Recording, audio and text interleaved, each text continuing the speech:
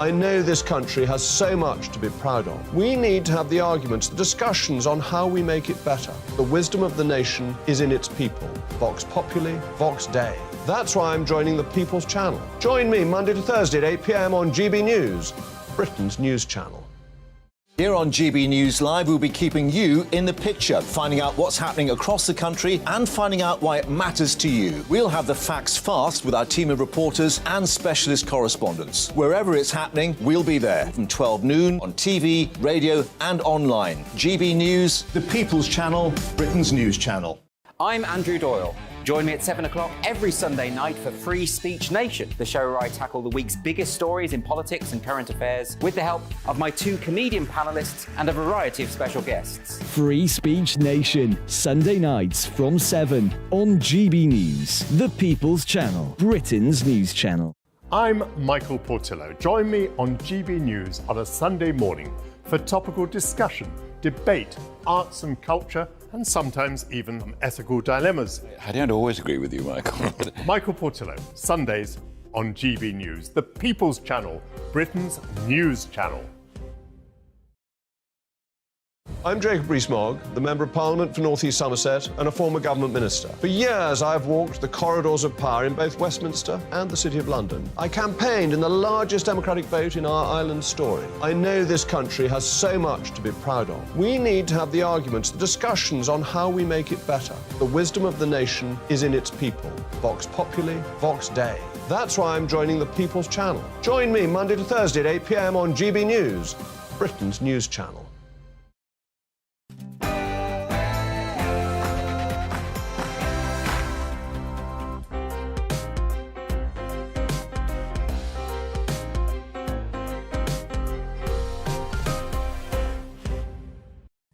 Good morning and welcome to Sunday with Arlene Foster, standing in for the wonderful Michael Portillo. With 2 hours of good conversation, arts and entertainment, ethical dilemmas and a little bit of a sense of the ridiculous too. Coming up, Prime Minister Rishi Sunak almost had a clear run this week with his plans to resolve the situation in Northern Ireland with the Windsor Framework. And then former PM Boris Johnson weighed in, saying he'd find it difficult to vote for the deal. Where does that leave Northern Ireland and the rest of the UK? County lines gangs create misery for many, especially those who are caught up in what's termed cuckooing. This is where their home is taken over by the criminals and used to store drugs or the proceeds of a crime. Should there be new laws to crack down on this practice? And Henry VIII's two queens, 500 years after their deaths, reunited by prayer at a new exhibition at Anne Boleyn's childhood home. All that and classical music legend Julian Lloyd-Webber. After the news with Tatiana Sanchez.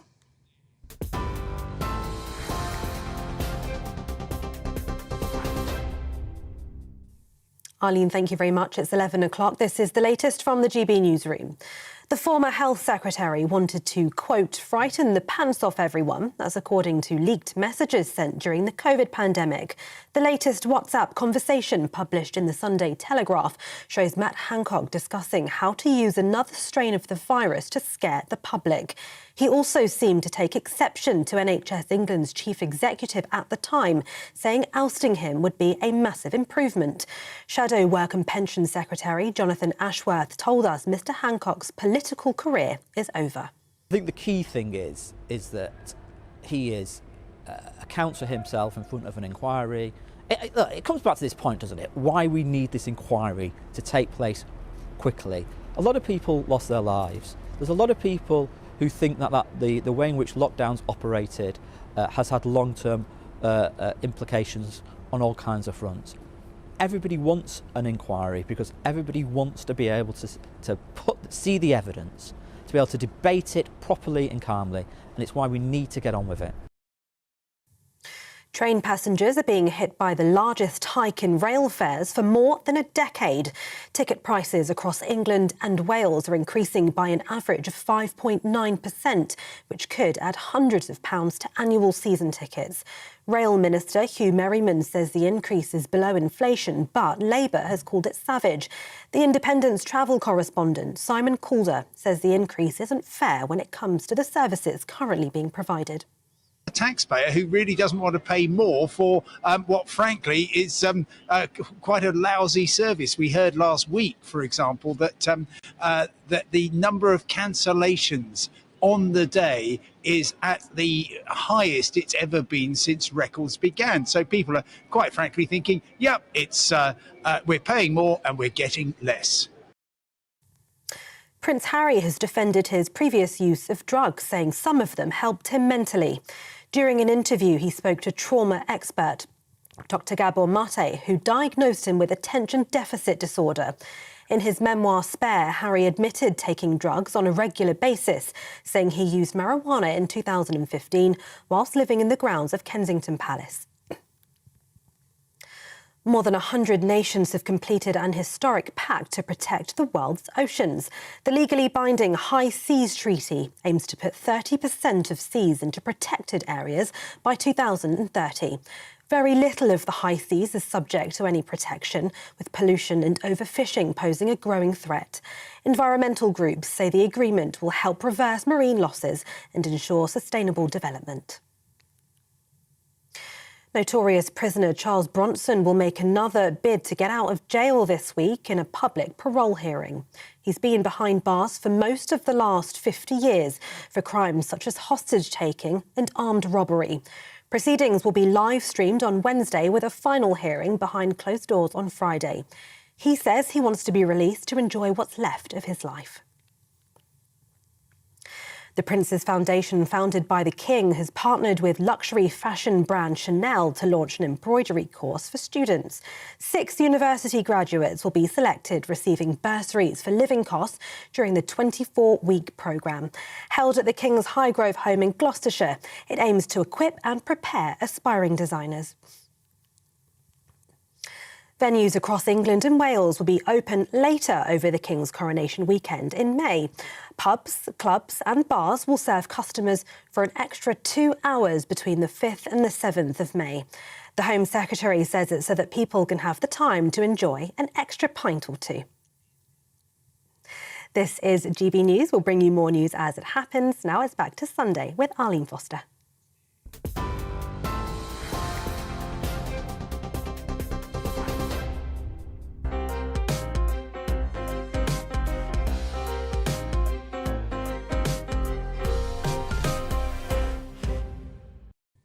Thanks, Tatiana. Well, next month is the 25th anniversary of the Belfast Agreement, Good Friday Agreement. And ahead of that, there's huge momentum to resolve the issues in Northern Ireland created by the UK leaving the European Union. The failure to resolve the Northern Ireland Protocol has led to power sharing being suspended, with no working devolved government sitting at Stormont. Prime Minister Rishi Sunak spent last weekend finishing the deal, now named the Windsor Framework. He seemed to have the goodwill of many people involved in it, until former PM Boris Johnson said on Thursday that he could not see himself voting for the agreement. On Friday, Chris Heaton-Harris, the Northern Ireland Secretary, who was on with Camilla this morning, went on a charm offensive, saying Northern Ireland's place in the UK was secure and promising possible amendments to the Northern Ireland Act to ensure that. He told the Camilla Tominey show earlier this morning that he felt the Windsor Framework had real potential to bring all sides together. I want everybody to be on board, but I do want everybody because of what's happened in the past. I completely understand the reticence and the wanting to go through the detail, which is why I welcome it. I genuinely welcome it, because there is way more in this than I think people initially give it credit for. And as I say, there's some very high-level principle things that we've never been able to achieve before, even when we're members of the European Union. And indeed, it guarantees Northern Ireland's place in our union as we move forward. Meanwhile, the DUP have said it will take its time to study the Windsor Framework before making any response. Well, Sir Geoffrey Donaldson is the leader of the DUP, and he joins me now live from Northern Ireland. Sir Geoffrey, thank you for joining me. We'll talk about Chris Heaton-Harris later on, but last Monday we had that announcement from the Prime Minister of the Windsor Framework. PM seemed very pleased with the Windsor Framework, but your party has taken some time to look at the detail. Tell us about that and tell us where you are with going through the detail of the Windsor Framework. Well, good morning, Arlene. Yes, we are going to take our time. This is a very complex document, the framework and the legal text that accompanies it, and we're seeking advice from experts on what this means in terms of all of the concerns that we had about the Northern Ireland Protocol. What I would say, Arlene, is that we wouldn't be here if it hadn't been for the firm stance taken by the DUP. We wouldn't be here if the DUP had not put this front and centre, and as a result of our actions brought the EU back to the table when people told us there would be no renegotiation and that it must be rigorous implementation of the protocol, which we know has done a lot of harm to Northern Ireland and its place within the United Kingdom. So now we need to assess what this new framework means. Does it do what we need in terms of restoring Northern Ireland's place within the United Kingdom and its internal market? Well, you will have read this morning of comments made by Maros Sefcovic. He's the EU's chief negotiator. He's the man that would have really sealed the deal.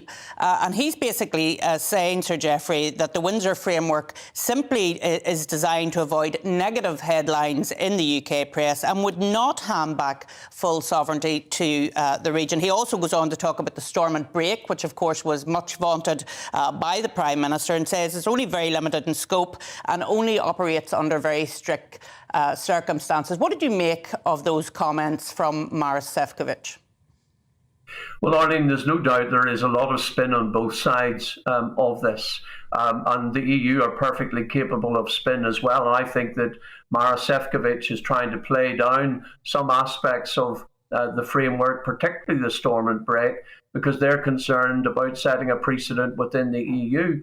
But the point he makes about sovereignty, we're not asking for sovereignty to be returned to Northern Ireland. It's to the United Kingdom, of which Northern Ireland is a part, an integral part, in line with the Belfast Good Friday Agreement, says very clearly Northern Ireland will remain an integral part of the United Kingdom for so long as that is the wish of the people.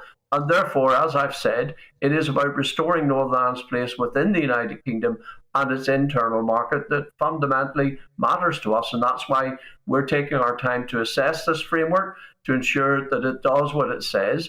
And we expect that in addition to what is in the framework, and perhaps this has been overlooked to a degree so far by some of the commentators, there is a requirement for the UK government now to bring forward legislation. We heard the Secretary of State for Northern Ireland on Friday on Radio Ulster in Northern Ireland saying that that would include amendments to the 1998 Act. That's the main constitutional framework now for Northern Ireland that would ensure that Northern Ireland's place within the United Kingdom was protected. So we need to see what that looks like. Yes, and Chris Heaton-Harris was talking about that this morning with my colleague Camilla Tominey. What did you make of his comments this morning? And indeed, what do you think he needs to do to, he says, reassure unionists? I'm sure you would want to see more than reassurance. But what did you make of his comments this morning? Well, the Prime Minister, Rishi Sunak, has stated that there needs to be clarity around what this framework means. He spoke of misunderstandings. And I think we do need that clarity from the government, less of the oversell and more of the reality. I suspect the truth lies somewhere in the middle of all of this, Arlene, and that's what we need to get at. We will seek to do that ourselves with our own assessment, but I think we need to hear from the government, particularly from the Prime Minister, the reality of what all of this means. We need to see legislation that will put in place the Stormont break. We need to ensure that is a robust process that does protect Northern Ireland's place within the United Kingdom. And we need to see legislation that also ensures that where there is a threat to Northern Ireland's place in the United Kingdom and its internal market in the future, the UK government has a duty to ensure that this matter is resolved, that Northern Ireland's place in the United Kingdom is protected at all times. Well, Sir Geoffrey, thank you so much for giving me your time this morning and giving me the view of the DUP and where they are at present. I'm going to move on now and speak to Sir John Redwood. Sir John is a member of the European Foundation and he joins me now. Sir John, you will have heard Sir Geoffrey there and his commentary in and around the Windsor framework. Do you believe that it was oversold last Monday and there are residual issues still to be sorted out? Well, I don't think they're just residual issues. I think there are major issues. I find the EU interpretation of what they think was agreed extremely disturbing, completely unacceptable. They are seeking to enforce the protocol with new legal strictures under international treaty law, whereas at the moment there is an exit from it, and its legal status is extremely problematic because it was a temporary imposition with a view to trying to negotiate away the obvious conflicts and contradictions in it. I don't believe the Stormont break would be easy to apply. It would never be applied, because I know from long experience that the UK establishment is very reluctant ever to give any legal advice in favour of the UK and against the EU, and would take an ultra-cautious view, claiming that the exceptional circumstances were not in place to exercise the break, or claiming that the EU would undertake expensive retaliation which would not make it worthwhile. And of course we need to note that the break doesn't apply to the whole body of single market law that Northern Ireland will be burdened with from the beginning of this agreement coming into effect, were it to do so. It only applies to additional or major amendments to laws that happen thereafter. So the fact remains that Northern Ireland would face a whole body of law which the rest of the UK does not have to accept and would have no democratic rights over it. I'm also extremely concerned about VAT and excise, because we were told in the British version of it that we would have full control over our taxes, but it appears from the European side that quite a lot of EU rules and controls on VAT and excise would still limit us, which would not just limit us in Northern Ireland, but would probably have spillover effects, given the way the British Treasury approaches these things, to the whole of the United Kingdom. And I thought it was interesting that your colleague, the Secretary of State for Northern Ireland, when he was speaking to Camilla Tominey, did reference this veto in terms of the Stormont break. But I think from what you're saying, Sir John, you don't see it as a veto, because even if the Northern Ireland Assembly asks the UK government to look at some new piece of legislation from Europe, there's no guarantee that the UK government will stop that piece of legislation. Is that what you're saying? I think it's highly unlikely.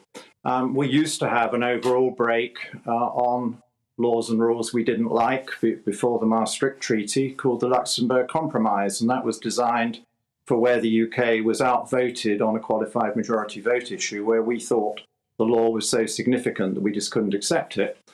And I think I was probably the last or only single market minister to try and invoke that break, and the whole legal establishment told me that was not possible. And then, of course, later on, they had to agree that the break didn't exist anymore because we'd never used it. So I am very suspicious of these mechanisms. And I am very worried as well about the green lane procedures, because we still haven't been given line-by-line detail on what additional information other than normal transit information within our own country would be required. And, of course, we do know that there would be some directly acting European law over animal standards and food safety and so forth. And again, we need to know just how much of a restriction the EU might make that on what should be internal trade within the United Kingdom. And so, John, just finally, in terms of the way in which this has been presented, I thought when I heard the Prime Minister on Monday that it was really oversold, and would it not have been better if the Prime Minister had pointed out to his successes in the Windsor framework and said, but there are still issues there, we will continue to work on them. But he didn't do that. He said that this was a fantastic deal, it was a breakthrough deal, and now we have people like yourself, people like Bill Cash, coming out and saying that there are significant problems with this deal. Well, and we've done so, having given the Prime Minister every chance and every support because of the statements of the European Union. I think the Prime Minister genuinely believed he negotiated a very good deal, and there's no doubt about it, there are some improvements compared with the current position. But when you hear the opposite in quite a lot of important areas from the EU, I and others have a democratic duty to ask for clarification.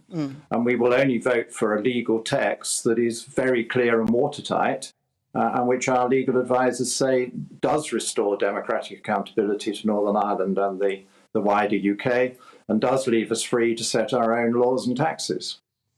Well, Sir John, I'm sure we'll be hearing more about this in the coming days and weeks, but thanks for the moment for joining me on the programme this morning. Thanks to Sir Geoffrey Donaldson as well for coming on the show. Well, coming up, the increase in cuckooing, how criminals are taking over the homes of vulnerable people. Should there be a new law? That's all after the break.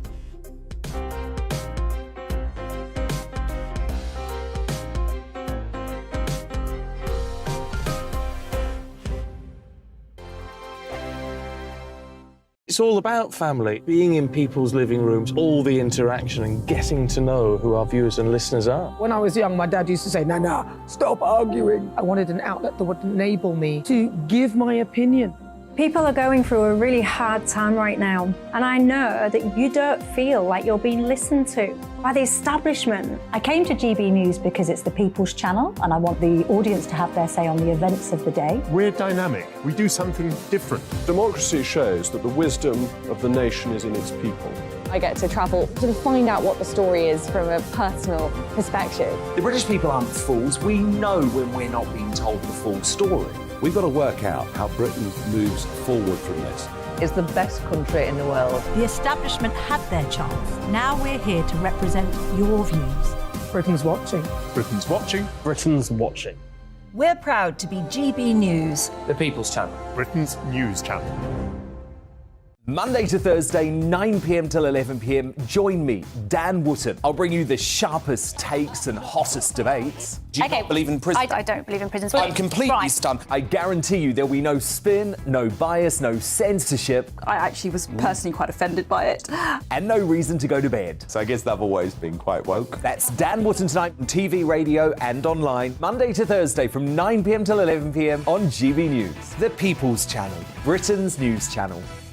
Hello, I'm Michelle Dewberry, and you can join me every weekday 6 till 7 on Jubes and Kerr. You're an inspiration to us all. Clip that bit up. Well, you are. That's my ringtone. My political ambitions are, those days are gone, I can tell you. She's only teasing. Go on. He's probably going to want to lay down now. I'll give him 2 minutes to have one. Let's respectfully disagree. That's what we like on Jubes and Kerr. Come and join us. GB News, the People's Channel. Michelle Dewberry, weekday evenings at 6 o'clock. I'm Simon Evans. Join me on GB News for Headliners at 11 p.m. What's the scoop? I'll be joined by 2 of the country's top comedians. That's right. As we take a look at tomorrow's newspapers tonight. We're going to get into trouble. If it's a big story, we'll be covering it. Spill some tea on him. There we go. But we'll also have some fun. I wouldn't stick up a bank. My father didn't love me. So anyway. Headliners every night from 11 on GB News, the People's Channel, Britain's news channel. We are GB News, the People's Channel. And right across the United Kingdom. You can find us on Sky Channel 512. Virgin Media Channel 604. Freesat Channel 216. Freeview Channel 236. And YouView, Channel 236. You can also take us with you on DAB Plus Radio. With the GB News app and at the website gbnews.uk. We're absolutely everywhere. Come join us on GB News, the People's Channel, Britain's news channel.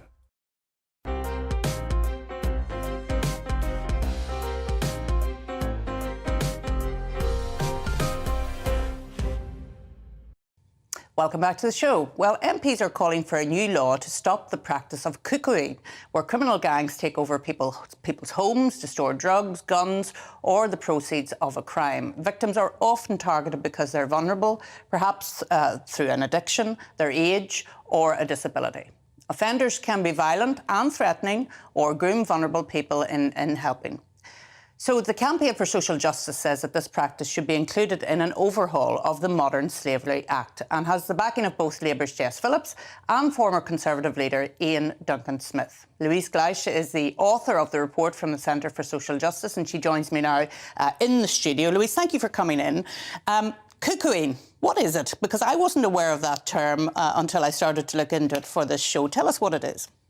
Yes, it's actually a really descriptive name for what happens as a cuckoo comes and takes over the nest of another bird and kicks out the occupants or the eggs. So we use it to describe the situation where criminals take over someone's home. Now, they might do that through manipulation by befriending someone, sort of grooming them and working their way into the home, or they might do it straight out with threats and violence.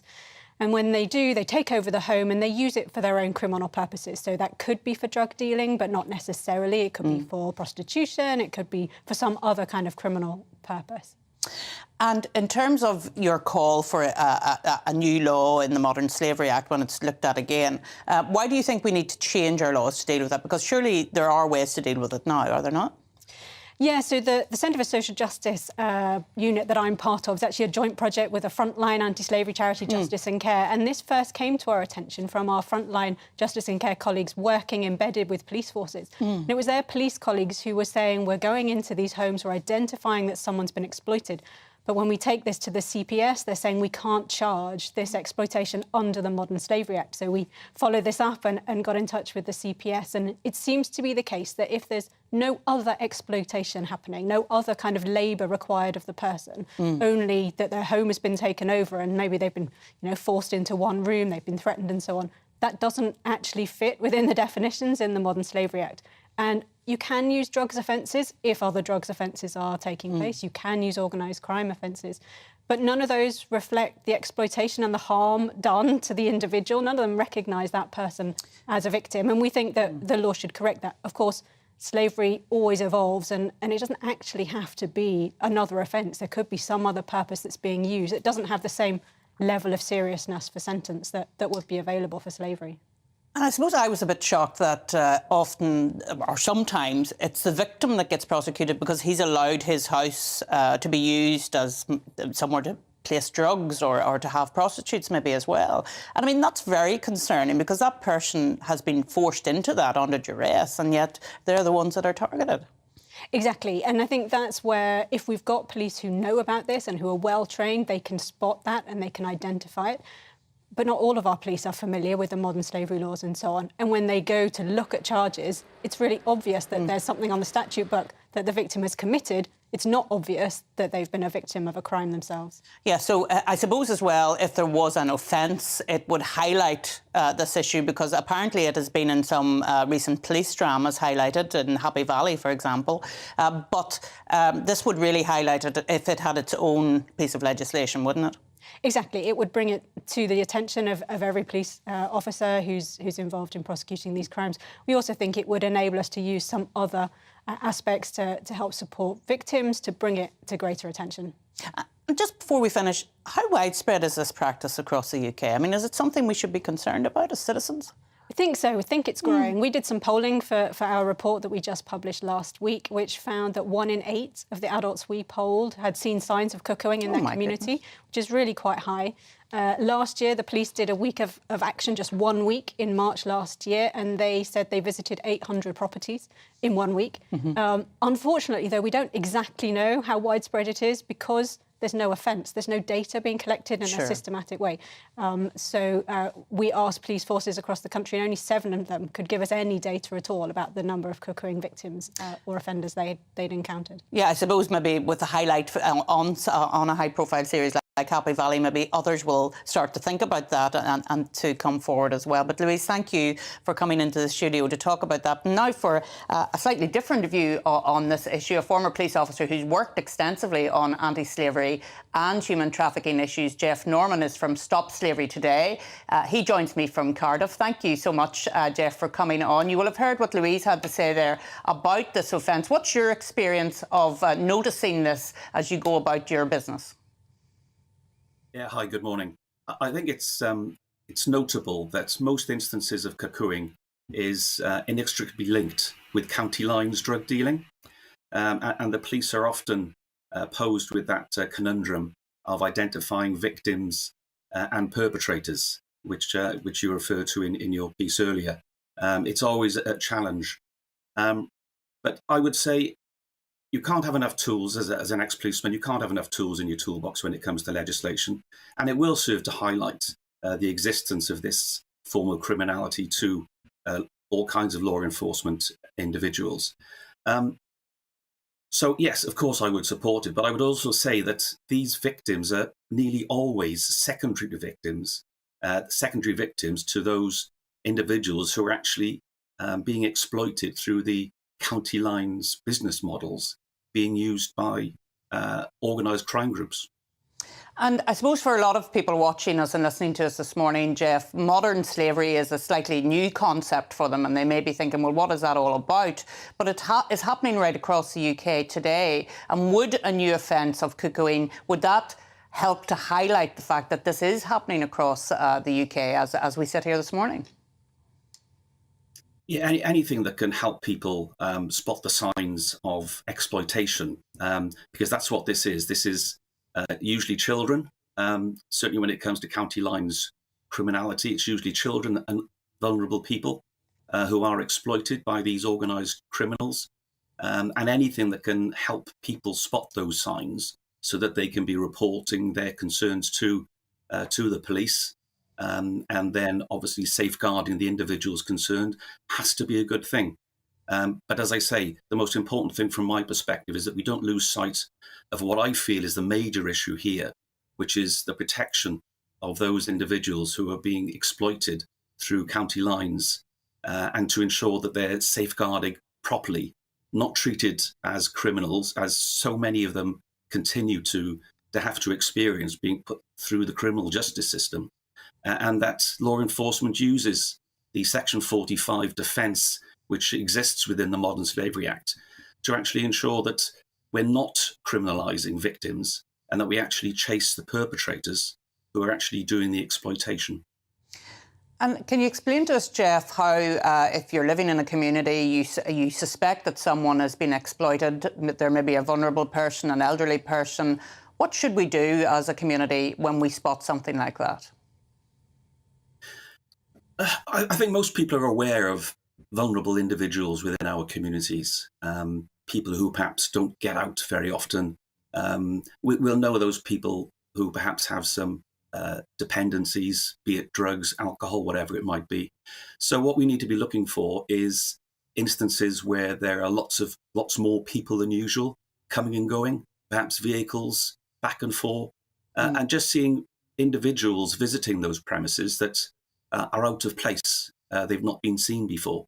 It's incumbent upon all of us as members of neighbourhoods to ensure that we are looking out for those most vulnerable in our society, and those concerns should be reported. And with the raised now knowledge and awareness by law enforcement of a lot of these issues around modern slavery, which include cuckooing and county lines, the police can and will take action. And you've already mentioned and referenced some legislation, the Modern Slavery Act, I think it was, that you referenced there. So there are tools at the moment for the police to use if they can. What should we do between the time when we have an official cuckooing offence and now? What should the police be doing? What legislation should they be using now? And do they need more training to allow them to do that? Yeah, I think awareness raising is important for everybody, law enforcement and ourselves as members of the public. As you mentioned, they're looking for the signs of these vulnerabilities and signs of people who might be exploited. But for me, there is plenty of legislation out there already that can deal with the issues that we have around cuckooing. There was a case only in Maidstone Crown Court last week where 4 individuals received double digits sentences for the exploitation of somebody through a cuckooing situation.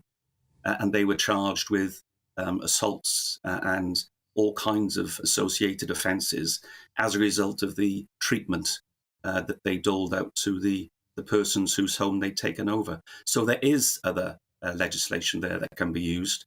And if and until this new law perhaps is introduced, the focus should really be on that other legislation that's there to be used. Jeff, thanks so much for joining us this morning and explaining cuckooing and what can be done at the moment. And thanks also to Louise Gleisch, who joined us. Well, 5 years ago, after extensive consultation, the government decided to ban the sale of energy drinks to under-16s. It was a move to try to tackle the huge problem of obesity, and in particular, obesity in children. Some retailers, such as Tesco and Aldi, have already implemented their own bans. However, despite a green paper being published, the usual first step of implementing a new law, the proposals did not go any further, mainly due to the government being preoccupied by the COVID pandemic. Well, with huge amounts of caffeine and sugar, energy drinks can still be purchased by under-16s. In 2019, the former Chief Medical Officer, Sally Davies, created a list of recommendations after an extensive review into the problem of obesity, and so far, not one of the recommendations have been implemented. According to government figures, obesity costs the NHS a massive £6 billion annually, which will rise to nearly £10 billion each year by 2050. Tam Fry is from the National Obesity Forum and he joins me now. Thanks, Tam, for coming in. Those are quite striking figures, aren't they? Rising to £10 billion in terms of NHS costs. Yeah, but I also have to say that the total overall cost of obesity and the conditions which it triggers is estimated to be 58 billion. Oh, gracious, even worse. It is an unbelievable figure.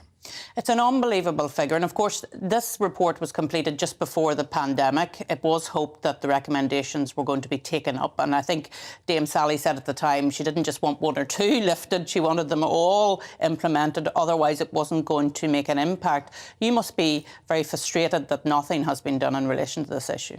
Well, I've been trying to do something like this for the last 25 years. Yes. I am hugely frustrated. And I just think it's unbelievable that the government, all governments since the beginning of the century, have known what the problem is and have pussyfooted around and have not taken it seriously.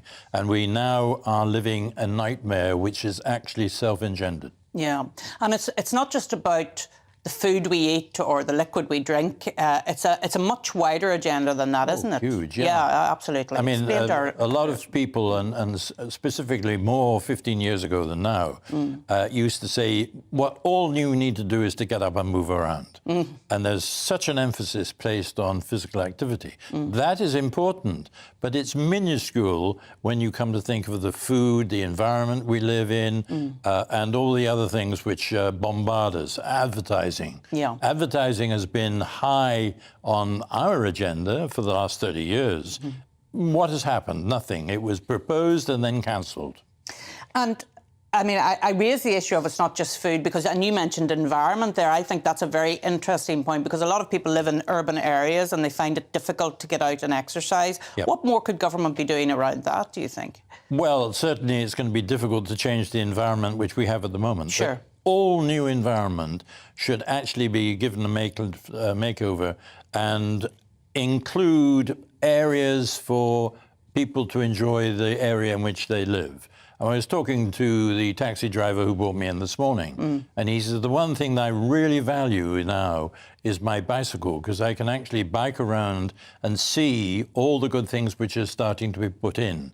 And that is so important, because if you live in a tip, it's frustrating. Yeah. If you don't, and you've got something enjoyable and you can take your recreation in a nice environment, then you are going to be much more healthy mental health, if you will. And this is where I think some people don't realise the importance of urban design and how it impacts on people's lives, actually. Absolutely. It's not just about, you know, putting up big buildings and getting people to come in and work. It's actually about how people live their lives, isn't that right? And yeah, absolutely. And it's how the buildings look. And I mean, there were not so much now, but about 10 years ago, there was a huge thing about graffiti. Graffiti is depressing. It is. And it's everywhere.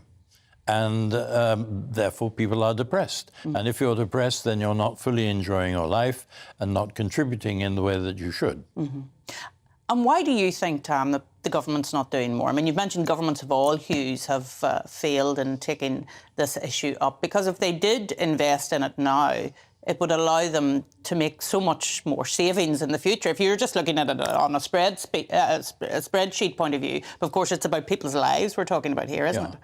Well, government for at least the last 25 years has been enthralled to the food industry. And that's the real problem, is that Dame Sally, in her list of things to do, put food right at the top. Right. And she said, you've got to do something about food, you've got to regulate about food in a sensible, cooperative way. You've got to take industry with you. But the really interesting point that I have felt is that the sugary drinks industry levy, which was introduced in 2018, for the first time showed that you could actually control what industry did with putting sugar into foodstuffs and benefit as well.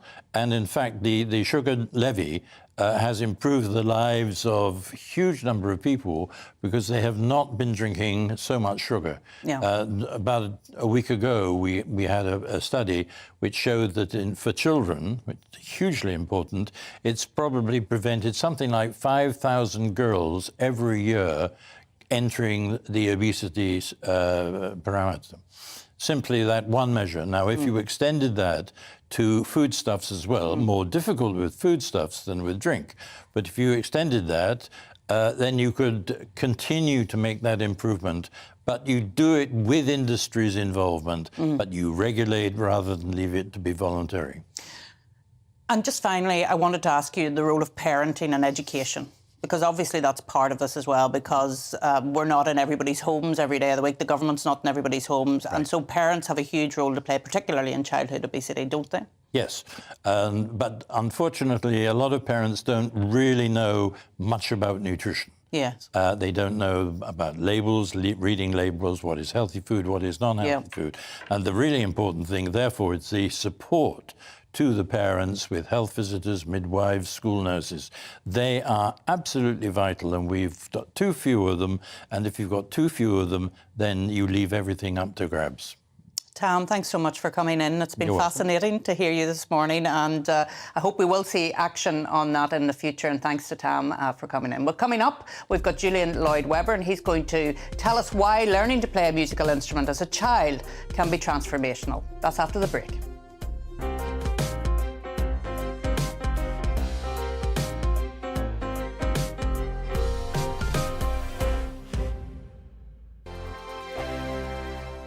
I joined GB News because I was sick and tired of not hearing my views being represented, not just mine, but so many people that I knew and spoke to. I just couldn't get my voice out there. I couldn't say anything. I couldn't do anything. Whatever the narrative was, I kind of had to follow it. GB News is there to provide a voice for those who have been ignored by the establishment media. We think different things. We've got a different style. GB News is here to be optimistic and positive about the future. It's real kind of dynamic and flowing, with the audience very much at the heart of it, like a big family.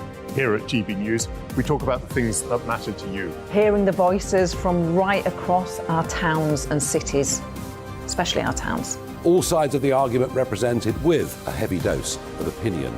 We're on a mission here to make a difference. And the GB News family really is here for you, and whatever time of day you can watch or listen. Britain's watching. Britain's watching.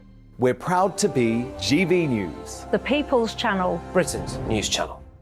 Hello, I'm Michelle Dewberry, and you can join me every weekday 6 till 7 on Jubes and Kerr. You're an inspiration to us all. Clip that bit up. Well, you are. That's my ringtone. My political ambitions are, those days are gone, I can tell you. She's only teasing. Go on. He's probably going to want to lay down now. I'll give him 2 minutes to have one. Let's respectfully disagree. That's what we like. Absolutely. On Jubes and Kerr. Come and join us. GB News, the People's Channel. Michelle Dewberry, weekday evenings at 6 o'clock. Westminster is going around in ever-decreasing circles, followed by the media. Britain is broken. How on earth did we get into this mess? But more importantly, how do we get out of it?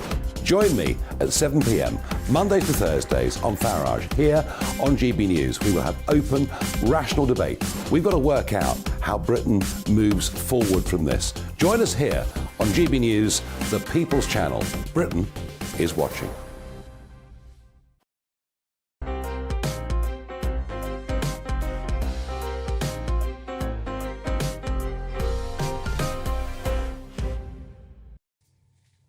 Well, I'm joined now by Julian Lloyd-Webber. I'm delighted to say that he's here with me, and he wants to talk to us about why it's important to pick up an instrument as a child, because, of course, it can be transformational. My own children all took music lessons at primary school, and it is really important. It can inspire a passion that can last a lifetime, and studies have shown it can also help mental development as well. And part of government's national plan for music education encourages school to provide at least an hour of in-classroom music education.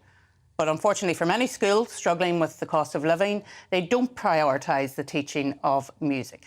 In 2009, the world-famous cellist and friend of this programme, Julian Lloyd-Webber, set up In Harmony, which gives orchestral and instrumental lessons to primary school children who otherwise wouldn't have access to it. It's given thousands of children the chance to learn an instrument and play in an orchestra. And Julian, just before we have a little video that you made for the show, I wanted to ask you why you set up In Harmony, why you thought there was a need, because a lot of our viewers and listeners will know you from performing.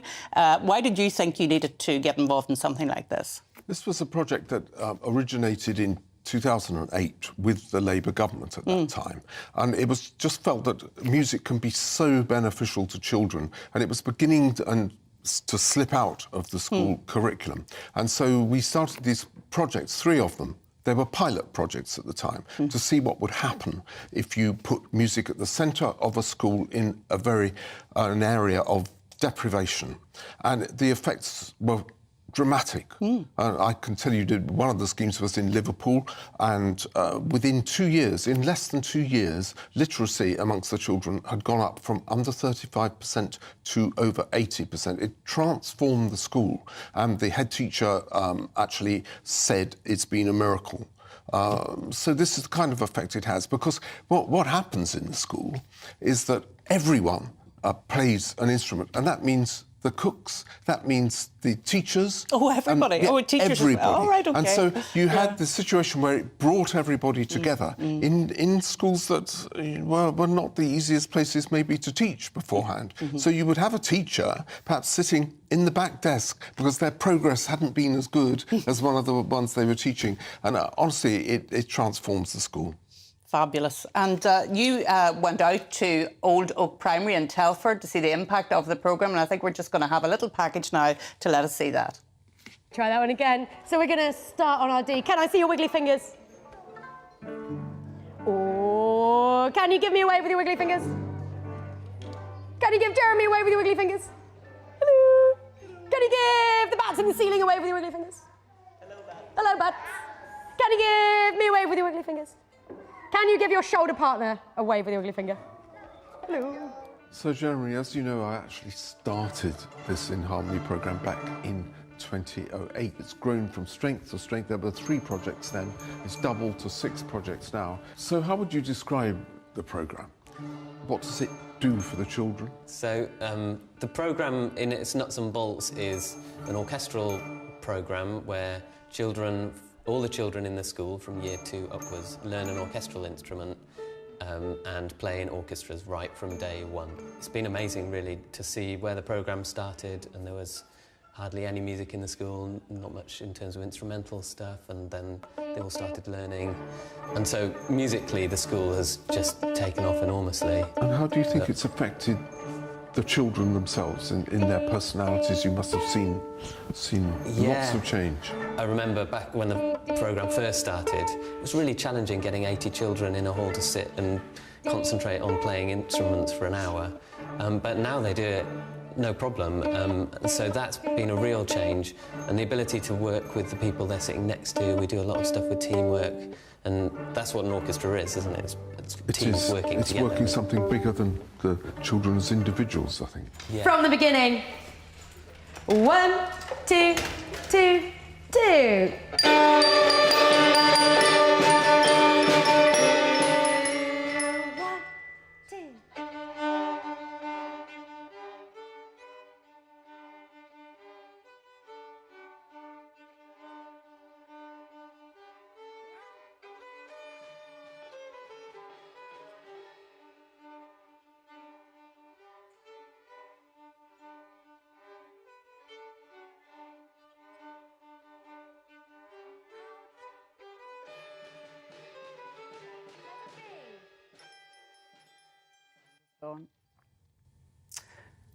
Well, unfortunately, the sound seems to have gone there. Well, hopefully we'll try and come back to the rest of that little VT. But what I was interested there, Julian, and those people that were talking to, the teachers that were talking to, is the change in personality they've seen in some of the kids that actually got involved. That's right. It's a real shame we didn't hear the teacher there, because she's one of the few that was there at the very beginning. Yes. And was actually at the school before. And so she saw the complete transformation of the students and the whole kind of atmosphere of the school. You suddenly have the whole school working together, and it has a huge knock-on effect on all the other subjects. It's not, we always said that In Harmony is not a music project, it's a community project, it's a social project. Using music. Yes, using music to put right at the heart of it. Yeah, and I mean, as well as giving confidence to young people to become involved in something like this, which perhaps they're from a background they wouldn't have got involved in but for this programme.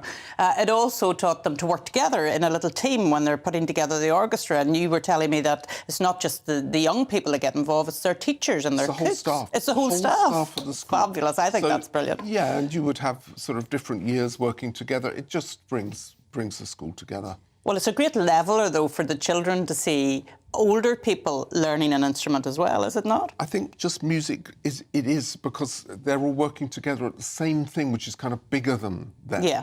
And music doesn't know any boundaries. It doesn't have boundaries of race or background or ability to pay. Because I've always believed that music should be for everyone, not just for the children whose parents can pay for expensive lessons and expensive instruments.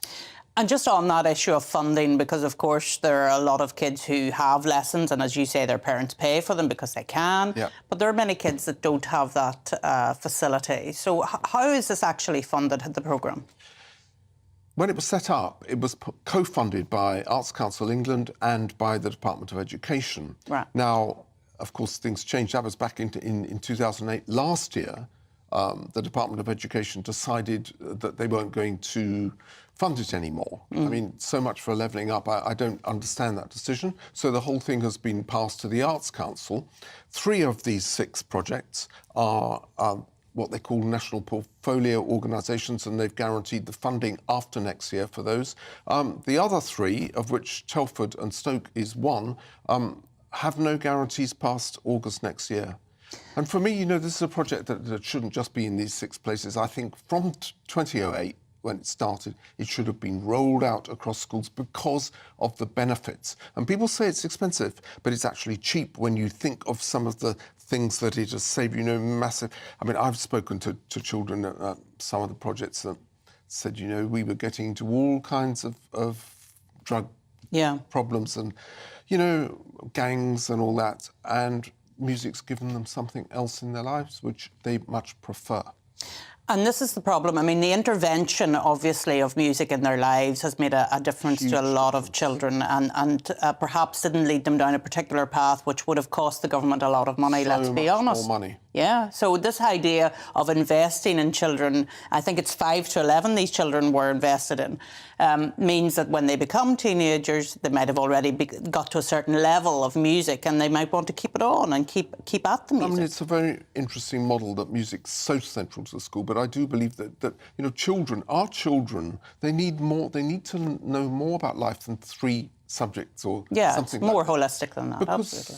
And I don't really like talking about this money situation, but actually the creative industries in this country, film, TV, music, theatre, obviously, they bring in billions of pounds. Billions of pounds. So there is, people can make a living out of these things, and some people are much better at creative subjects than, say, maths. And some people will make a living out of it, but for some people it will have dealt with anxiety that has been there and their mental health problems. And I know that we're spending quite a lot of money on mental health interventions in schools at the moment, putting counsellors into school to help young people. It could be said that some of just this very narrow curriculum actually is causing some of those situations. Yeah. And when you say the 6 programmes were rolled out across on a pilot basis in 2008, was that geographically right across England, or where was it? It was England, and a very rigorous process. We had loads of applications to take part in this. Which is always the problem, deciding which gets and which doesn't. It was really, really difficult because there's a lot of rural poverty, and the people always think it's the cities, and of course there are problems there, but it's also some of the rural communities very, very poor. So, as well as the urban centres, then, where was this programme running then, Julian? Can you remember? It was one of the first programmes was in Norwich. Salford, you mentioned Salford. Was it up in Salford as well? Telford. Oh, Telford, right. Yeah, I mean, they are, these 6 programmes at the moment, they are in inner city areas. Yes. And it would be really good to roll it out to more of the, as you say, rural areas, because some of the rural areas do get forgotten about, and that pocket of deprivation is very much there. They do. I mean, at the moment, the whole music education system is a bit of a postcode lottery. You'll have some head teachers that believe in it and will put it in the school and make sure that they do fulfil this national curriculum pledge, and there are others that don't. And so I think it's not a level playing field for our children. So if you had a government minister in front of you now, Julian, what exactly would you be saying to them about this programme and the benefits that it has for our young people? Why can't you look at the stats? Why can't you see exactly that has been shown so many times? You put music in a school, it improves the whole atmosphere, ethos of the school, but also it improves the other subjects. I mean, the attendance figures go up. Actually, children love to come in and do their music. So I studied the whole thing from In Harmony, and the feedback that we got from the teacher was kind of incontestable. Yes. It was proved.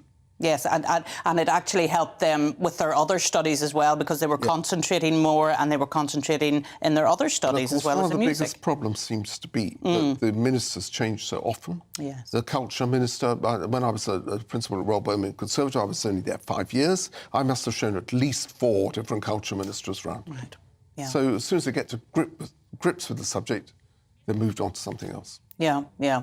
Well, I have to say, Julian, my own children benefited greatly from music tuition and of course, sport as well, because I think that's the important thing. School is not just about the 3 hours, as we used to say in our age, but it's about much, much more, and we really would need to see that. I'm really sorry that little video didn't work. The children were clearly having a great time and really enjoying being there with you, Julian, but really, thank you very much for coming in to explain what In Harmony has been doing and what you hope it will do in the future as well. I think that's what you hope to say. Absolutely. We've got to expand this. Right. OK, well, thanks very much, Julie. So coming up, we're going to have a full second half as well. Thanks hugely to Julian Lloyd-Webber for coming up. We're having more Sunday conversation, including the ballet that caused a riot and why it's hard to get women into the kitchen. Did I ever think I would read that line on TV? No, I didn't, but there you go. All of that is coming up after the weather. Hello there, I'm Greg Dewhurst and welcome to your latest broadcast from the Met Office. We do have some much colder air on the way over the next 24 hours or so. Increasing risk of snow, but frost and ice as well. Looking at the bigger picture, and we can see the darker blues coming down from the Arctic, sweeping south through Monday and into Tuesday, bringing very cold air for the time of year, the start of spring, feeling more like winter again out there.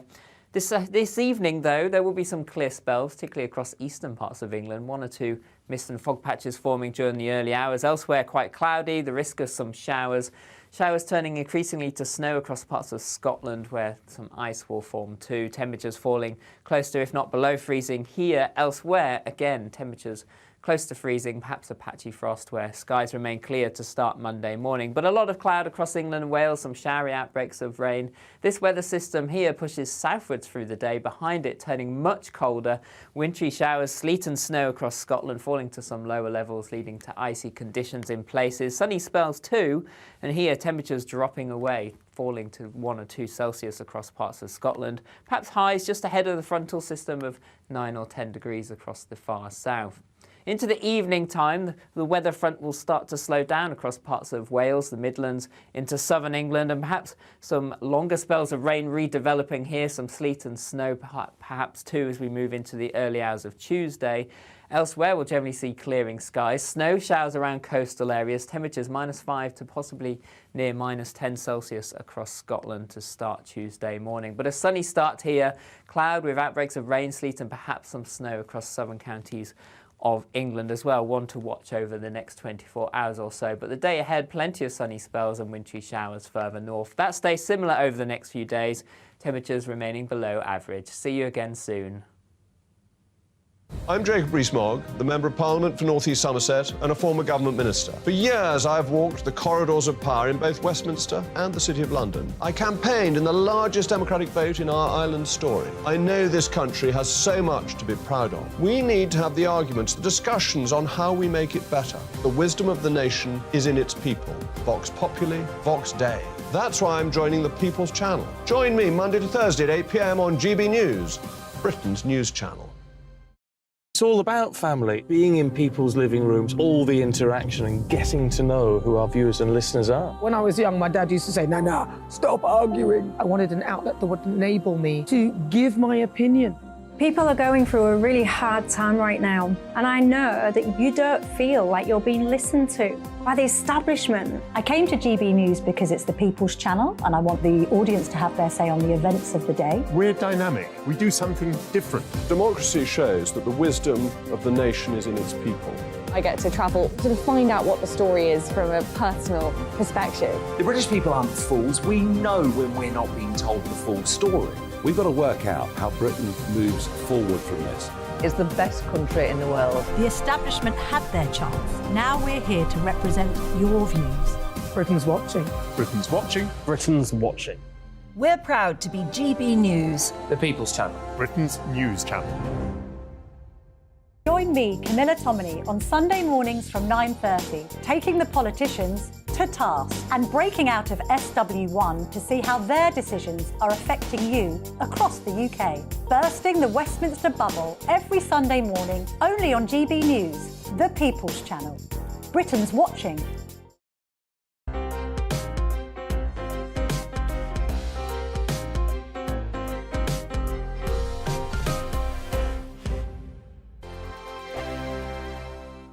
First and foremost, I am a GB News fan, and I was before I was working here. Just love the fact that we're asking the questions that a lot of establishment media won't ask. With a bit of a twist, we not only want to inform you, but we want to keep you entertained. It's worth the drive because you get in and the team's all ready and waiting, they're itching to go, and it's a proper little family. GB News is the People's Channel. It's the audience that makes the programme sing. We're giving our viewers and our listeners a voice. I see the thousands of your letters, tweets, emails, you name it, coming in. Britain is broken. How on earth did we get into this mess? But more importantly, how do we get out of it? The establishment had their chance. Now we're here to represent you. It's time for something different. It's time for GB News. I'm very patriotic. I believe in Britain. Our best days lie ahead. Britain's watching. Britain's watching. Join us here on GB News. The People's Channel. Britain's news channel. Monday to Thursday, 9 p.m. till 11 p.m. Join me, Dan Wootton. I'll bring you the sharpest takes and hottest debates. Do you not believe in prison? I don't believe in prison. I'm completely stunned. I guarantee you there'll be no spin, no bias, no censorship. I actually was personally quite offended by it. And no reason to go to bed. So I guess they've always been quite woke. That's Dan Wootton tonight on TV, radio and online. Monday to Thursday from 9 p.m. till 11 p.m. on GB News. The People's Channel. Britain's news channel. I'm Simon Evans. Join me on GB News for Headliners at 11 p.m. What's the scoop? I'll be joined by two of the country's top comedians. That's right. As we take a look at tomorrow's newspapers tonight. We're going to get into trouble. If it's a big story, we'll be covering it. Spill some tea on him. There we go. But we'll also have some fun. I wouldn't stick up a bank. My father didn't love me. So anyway. Headliners every night from 11 on GB News, the People's Channel, Britain's news channel.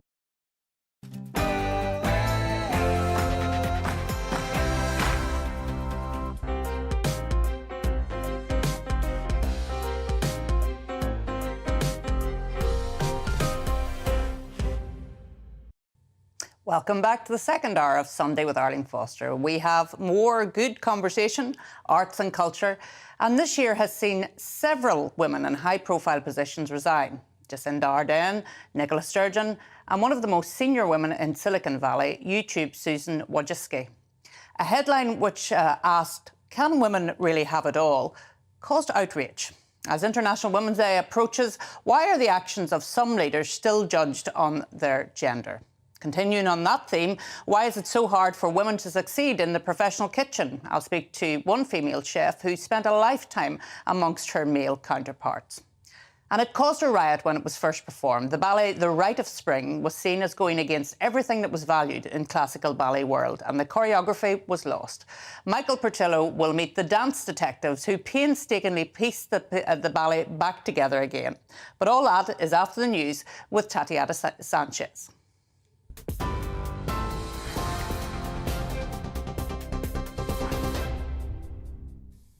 Arlene, thank you very much and good afternoon. This is the latest from the GB newsroom. The former health secretary wanted to, quote, frighten the pants off everyone. That's according to leaked messages sent during the COVID pandemic. The latest WhatsApp conversation, published in the Sunday Telegraph, shows Matt Hancock discussing how to use another strain of the virus to scare the public. He also seemed to take exception to NHS England's chief executive at the time, saying ousting him would be a massive improvement. Shadow Work and Pension Secretary Jonathan Ashworth told us Mr Hancock's political career is over. I think the key thing is that he accounts for himself in front of an inquiry. It comes back to this point, doesn't it? Why we need this inquiry to take place quickly. A lot of people lost their lives. There's a lot of people who think that the way in which lockdowns operated has had long-term implications on all kinds of fronts. Everybody wants an inquiry because everybody wants to be able to see the evidence, to be able to debate it properly and calmly, and it's why we need to get on with it. Train passengers are being hit by the largest hike in rail fares for more than a decade. Ticket prices across England and Wales are increasing by an average of 5.9%, which could add hundreds of pounds to annual season tickets. Rail Minister Hugh Merriman says the increase is below inflation, but Labour has called it savage. The Independent's travel correspondent, Simon Calder, says the increase isn't fair when it comes to the services currently being provided. A taxpayer who really doesn't want to pay more for what, frankly, is quite a lousy service. We heard last week, for example, that that the number of cancellations on the day is at the highest it's ever been since records began. So people are quite frankly thinking, yep, it's we're paying more and we're getting less. Prince Harry has defended his previous use of drugs, saying some of them helped him mentally. During an interview, he spoke to trauma expert Dr. Gabor Mate, who diagnosed him with attention deficit disorder. In his memoir, Spare, Harry admitted taking drugs on a regular basis, saying he used marijuana in 2015 whilst living in the grounds of Kensington Palace. Now, more than 100 nations have completed an historic pact to protect the world's oceans. The legally binding High Seas Treaty aims to put 30% of seas into protected areas by 2030. Very little of the high seas is subject to any protection, with pollution and overfishing posing a growing threat. Environmental groups say the agreement will help reverse marine losses and ensure sustainable development. Notorious prisoner Charles Bronson will make another bid to get out of jail this week in a public parole hearing. He's been behind bars for most of the last 50 years for crimes such as hostage-taking and armed robbery. Proceedings will be live-streamed on Wednesday, with a final hearing behind closed doors on Friday. He says he wants to be released to enjoy what's left of his life. The Prince's Foundation, founded by the King, has partnered with luxury fashion brand Chanel to launch an embroidery course for students. 6 university graduates will be selected, receiving bursaries for living costs during the 24-week programme. Held at the King's Highgrove home in Gloucestershire, it aims to equip and prepare aspiring designers. Venues across England and Wales will be open later over the King's coronation weekend in May. Pubs, clubs and bars will serve customers for an extra 2 hours between the 5th and the 7th of May. The Home Secretary says it's so that people can have the time to enjoy an extra pint or two. This is GB News. We'll bring you more news as it happens. Now it's back to Arlene.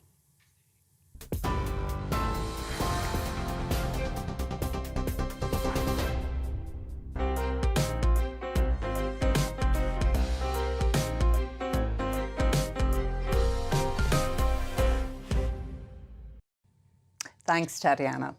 Well, so far this year, we've seen the resignations of 3 women in leading positions. The Prime Minister of New Zealand, Jacinda Ardern, the leader of the Scottish Independence Party and First Minister of Scotland, Nicola Sturgeon, and Susan Wojcicki, CEO of YouTube and also a founder member of Google.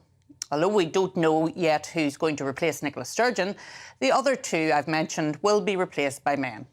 Jacinda Ardern's resignation, where she confessed to, quote, not having anything left in the tank, prompted a headline from the BBC asking if women really could have it all. The headline sparked outrage and was condemned as using an outdated phrase that portrays female success as pitting successful careers against raising their families. Now, as International Women's Day approaches this week, why do successful women who want to step aside still spark debate about women in the workplace? Well, Dr. Tara Quinn-Carrillo is a psychologist and she joins me now. Dr. Tara, thank you for joining me. I think it's important that we discuss this issue coming up to International Women's Day. Were you shocked at that headline that came out after that resignation of Jacinda Ardern? Absolutely, as a psychologist, as a professional, and also as a mother and a woman. So on all levels, it kind of sets this scene that what is exactly having it all, and why should we have to have it all? It's just a nonsensical, outdated term, and I'm surprised it was allowed to be published. And is it because we're still getting used to women in leadership roles, Tara? Do you think that's why there's still this sort of discussion when a female leader does step down? I mean, I've had this experience myself, so I know that this does still happen. Is it because we're still dealing with firsts, do you think? Yes, there's something that we refer to as unconscious bias, still very present. I know a lot of people have been talking about, but in newer generations, will this turn tides? But there is still a lot of unconscious bias that unfortunately people will make it less about the person and the job, the legacy, the work they've done, and more about gender.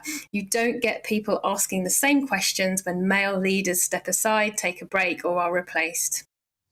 And one of the things I noticed when Jacinda Ardern stepped aside, they got a photograph of her when she'd just become Prime Minister, and then they put one of her when she left, as if to say, this is what being in leadership as a female can do to you. And she did look very stressed in the second photograph, it has to be said. But they didn't reference the fact that, I don't know whether you remember this, Tara, when Tony Blair stepped down, his photograph showed a huge pressure on him as well, but there was no reference to his gender. Absolutely. We talked about this on the show, didn't we, when we were talking about Jacinda's resignation before, that actually it's so interesting, again, this bias coming in. And what's really interesting as well is you will get the press following these individuals around afterwards, almost looking for evidence to show what burnout looks like, to look at the longer term impact on them. When we think about what everybody has been through in the last few years, anybody who is reevaluating their careers for whatever reason, the impact of the pandemic alone is going to impact people's psychological health and make them review what they're doing for a living. But it's so interesting that the media still go straight in with looking at gender and kind of equating that with not being able to cope. Yeah, and I think it is very important to remember that period of leadership because unfortunately I was there for a part of it as well in terms of the COVID pandemic, because I think when Nicola Sturgeon stepped down, she did reference the fact that she is a human being. She had been through an extraordinary period for Scotland and indeed for the UK at that time. And shouldn't we be looking at the period of leadership rather than the gender of the leader that has had to deal with it? We absolutely should. So when we look back through history, we want young women, people coming up through their teenage years now, to look at what people have achieved, what they have done, and not to get hooked on a small moment of time. And actually, in a really inaccurate way as well, that somebody stepping down now is actually probably very different to somebody stepping down pre-pandemic. There are so many factors involved in someone deciding to reevaluate their career. Burnout, for example, people are talking about that more, but burnout happens in men, it happens in women, it's not gender specific. Yes, and I mean, that was a very difficult time for all leaders, and there were, and actually people were reevaluating their lifestyle at the time, and the fact that COVID changed so much for a lot of people working from home now as opposed to going into the office every single day. So we shouldn't be surprised that leaders are reevaluating what they're doing as well, should we? Absolutely. I don't like to use the word, but I do sometimes, but trying to normalise these things. And if we can just remove gender, move it aside, look at the human being, the job they're doing, the pressures they're under. Everybody has the right, no matter how much they value their job, they also have the right to go, I'm not able to do this anymore, or this isn't the right fit for me anymore.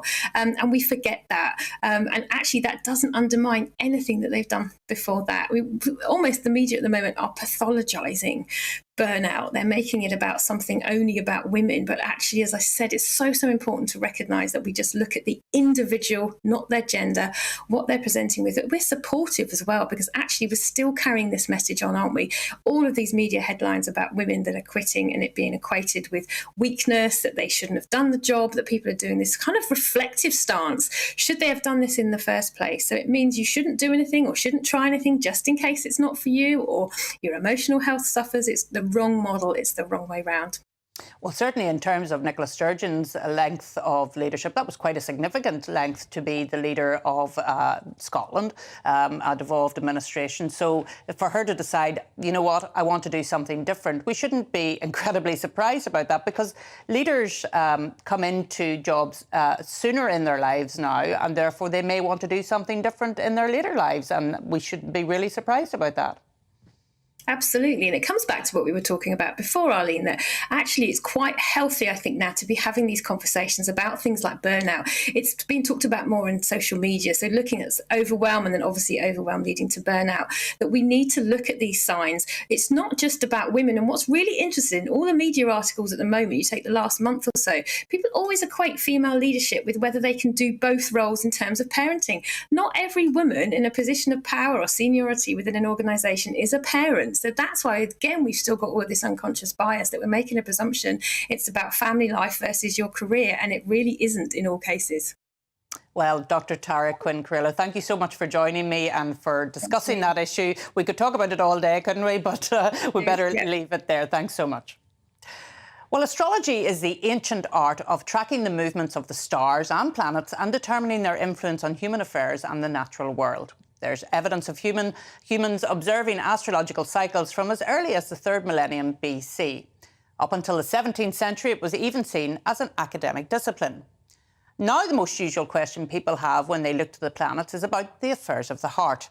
What can the cosmos tell us about our relationships? What insight can it give us on how we find and sustain love? Well, Caroline Faulkner is author of her 3rd book, The Signs in Love, an interactive cosmic roadmap helping readers to find love that lasts. And I'm delighted to say that Caroline Faulkner joins me now in the studio. Thank you so much for coming in. Well, this, Caroline, is your 3rd book, isn't that right? Yes, it is. And this book actually is about the signs in love. So it's not just about romantic love, it's about all types of love, isn't that right? Exactly. I mean, I was really shocked to realise that in the West we have one word that describes love, and in Sanskrit and other languages there are about 96. Oh my goodness. Yeah. Right, okay. So obviously love in families, love with friends. Exactly. There are different realms of love: unconditional love, compassionate love, romantic love. I mean, romantic love is the kind of love that is most responsible for us losing our sanity. Yeah, absolutely. And now, Caroline, you've been billed as Britain's coolest astrologer. That's quite a title, isn't it? It's an amazing title. I think it's because I have a reverence to status and celebrity. Yeah. And also I'm very sincere about what I do, but I don't take it too seriously. Yeah. So tell us about this book then. What is this book about, your new book, your 3rd in the series? Well, you can use it in 2 ways. I mean, I always say that there are 2 versions of astrology. There's pop star astrology, which is banding the whole world into the 12 signs of the zodiac, expecting them to be the same people, experiencing the same things at the same time. And then there's rock star astrology. So you can either use that in a very light way. You can flick to the back and look at how the actual signs match up with the other signs, or you can deep dive and draw actual natal horoscope charts, which is more like rock star astrology. Yeah. The beginning of the book talks about love because I wrote it the first day of lockdown. Oh. I started it because I was looking at all the stockpiling and I was looking at all our elderly people in the supermarkets, looking at the empty shelves, and it really broke my heart. And I thought, what's the solution? And then I thought, actually, the solution is more love, and it doesn't necessarily mean a romantic love. It's just if we love the planet, we won't trash it. If we love each other more, then we won't be so horrible to each other. And if we love ourselves, we won't engage in practices that are altogether harmful. So it talks about love at the beginning, and then, of course, it matches all the signs up at the back, and I've had some fun with that. So this is really a COVID lockdown project, was it, Caroline? Yeah. Yes, well, it took me about 2.5 years, but it's, yes, and then my publisher decided that they were going to publish it, and I'm blessed to do what I love. I love to write, I love astrology, and I love connecting with people. So yeah, I hope that people like it. And we're going to share something now with our listeners and our viewers, because you've had a look at my chart, isn't that right? Yes. Well, talk us through this then, Caroline. Tell us about me. Okay, so first of all, this is kind of the more authentic side of astrology. So you would know that your normal sort of star sign, it's actually called the sun sign in astrology, is in the sign of Sansa. Some people say Cancer, I say Sansa. And if you look at the numbers in the middle, 1 to 12, can you see those numbers? Yes, I can. Okay, so this is basically astrology in a nutshell in 2 minutes. So this basically, these are called the houses. And astrology, real astrology, always comes in 3. So you know your star sign, but your star sign is your sun sign. It's in the sign of Sansa, and it's in a specific house. Now, astrology is always in 3, so it basically, the main thing to do if you want to learn it or learn how to astro chat is look for your big 3. So your sun is in the sign of Sansa, but your moon sign is in the sign of Capricorn. So Cancerians are very, you know, traditionally, if we're being sort of generalistic here, they like to be at home, they're the guardians of the universe, they love their families, but your moon, which represents your emotions and your emotional well-being, is in the sign of Capricorn, which would probably, in order for you to feel good on an emotional level, it's you like to be productive, let's say. Oh, my goodness. Well, that is very, very interesting. And so, Caroline, your new book allows people to do their charts, is that right? And they can... Exactly. You can just go into it and just, you know, you don't have to know anything about astrology. All you need to know is your star sign. But if you want to go a little bit deeper, then I've enabled that too. Well, I hope our viewers and listeners enjoyed that. I know that I certainly did, and I'm going to be looking up my chart with Caroline after the show. But thank you, Caroline. Thank you so much for coming in. And her new book, The Signs in Love, is out now. Well, coming up, they were rivals in love for one of England's most powerful kings. But did Catherine of Aragon and Anne Boleyn have more in common than just love? That's after the break.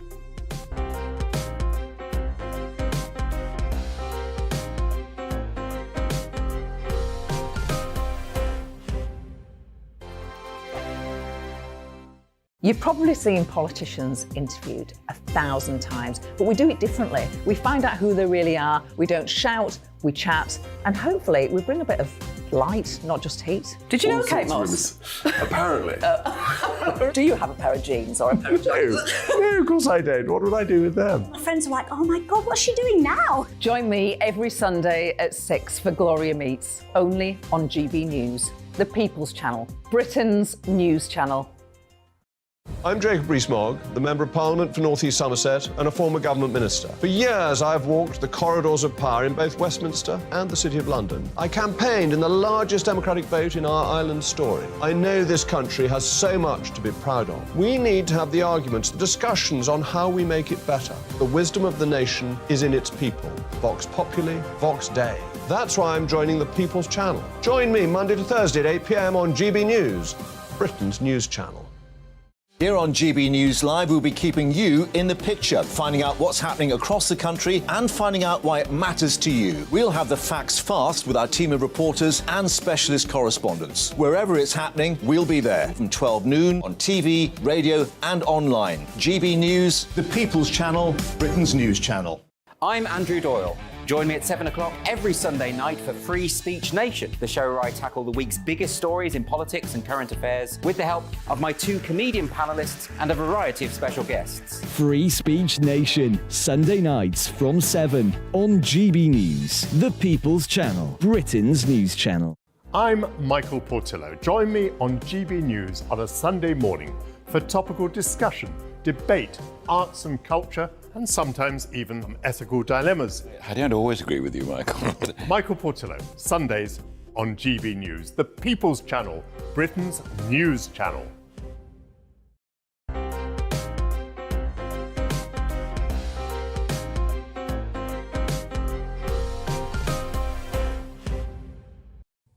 Welcome back to the show. Well, for centuries, Catherine of Aragon and Anne Boleyn have been portrayed as bitter rivals for the love of Henry VIII.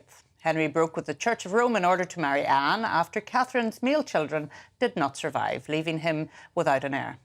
Exiled after the divorce, Catherine died just 3 years later. And Henry's marriage to Anne, of course, didn't last either. Also unable to provide him with male heirs, Anne was executed in order for Henry to take another wife. But at a new exhibition at Anne's childhood home of Hever Castle in Kent, for the first time, it's highlighting the similarities rather than the differences between Catherine and Anne. Author Henry Elliott is here. Henry, this is fascinating. I think most people in the UK are fascinated by the Tudor system. I mean, it just brings everything, doesn't it, to us? Absolutely. It's such a culturally impactful time, and those characters of Henry and his 6 wives, they're so ingrained in our cultural heritage, aren't they? And Hever Castle is a beautiful place, and this exhibition is really fascinating. I went down to visit the exhibition this week and met one of the curators of the exhibition. And I started by asking, what is a book of hours? Because these are the central parts of the exhibition. Excellent. The Tudors were a very religious people, and the idea was that you would say prayers at 8 set hours during the day. You would have your personal prayer book, and the more expensive ones, you could choose your own prayers, have your coat of arms hidden into the pages. They're incredibly elaborate. They tended to be more for the wealthy, particularly before printing arrived in England. I've had a look at them, and it is extraordinary to see how similar they are. But there are some fascinating differences between them. The difference between the books is that what we see is Anne Boleyn's book is more highly decorated. It is more beautiful, more personalised.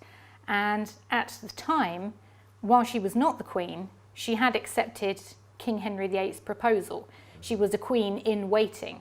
And so what you can really see is one queen descending down the status and the new queen in the wings waiting, and her star rising dramatically. And you can see that in the books. So do we think that these 2 books were both gifts from Henry to these 2 women, and it shows the different ways that he valued them at this time? That is possible.